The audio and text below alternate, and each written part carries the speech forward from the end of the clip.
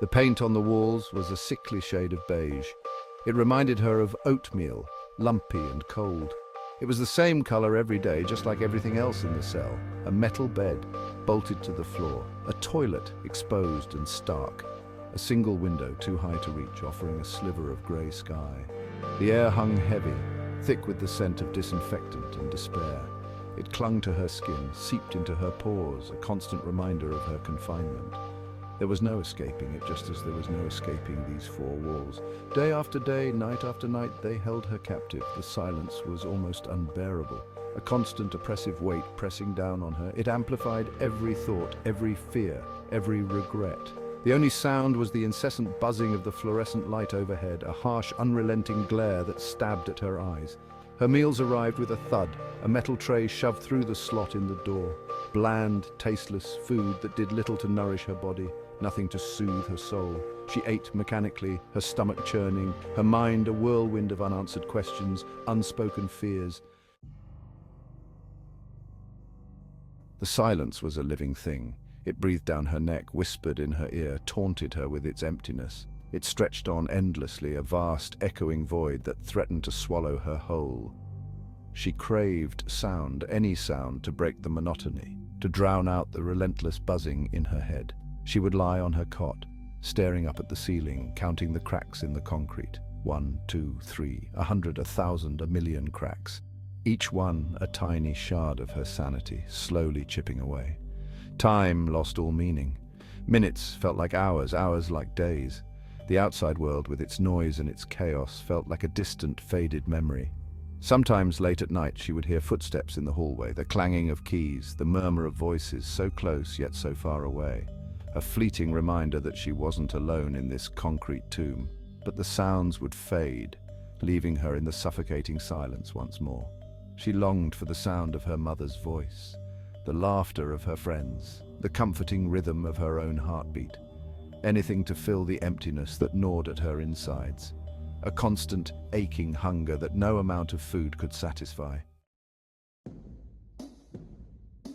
The shower was her only solace. A small, cramped space, but at least it offered a temporary escape from the cell. A reprieve from the silence, from the watchful eyes, from her own thoughts. The water, though lukewarm and barely a trickle, washed away the grime and, for a few precious moments, eased the ache in her soul. But the shower curtain was broken, a missing hook, a constant annoyance. Every time she showered, the water would spill out onto the floor, creating a slippery, hazardous pool. She would plead with the guards for a new hook, but her requests were met with indifference.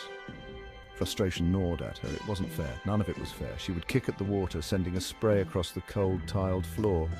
Tears streamed down her face, mingling with the water, a salty torrent of anger and despair. Then a strange thing happened.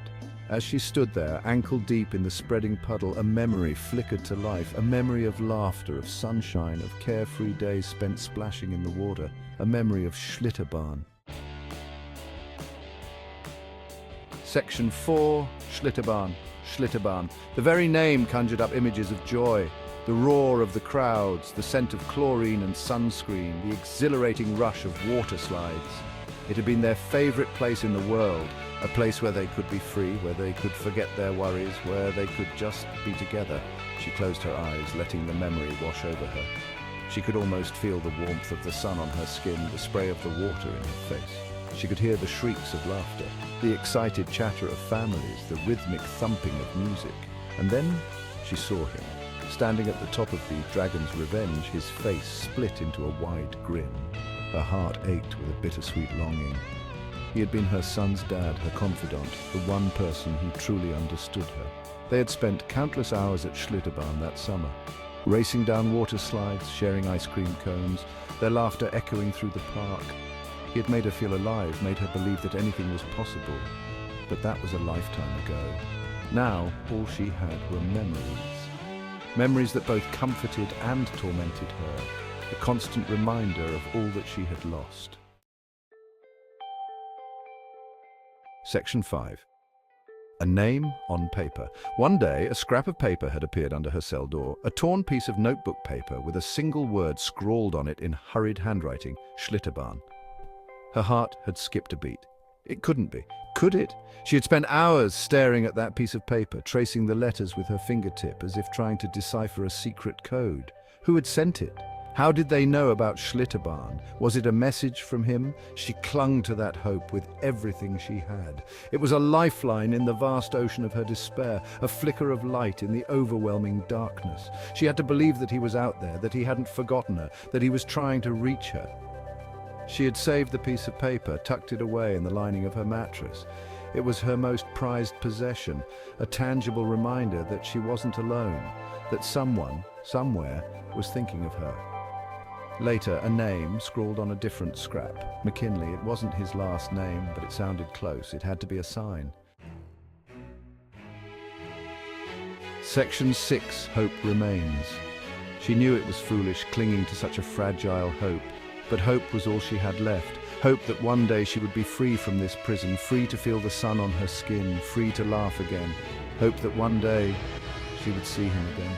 She would close her eyes and picture his face, hear his laughter in her ears. She would whisper his name into the darkness, a silent prayer, a desperate plea for a miracle.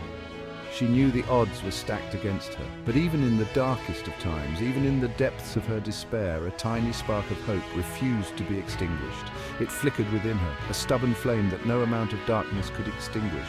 It was this hope that kept her going, hope that one day she would walk out of this prison and into the sunlight, hope that one day she would be reunited with her loved ones, hope that one day she would be whole again.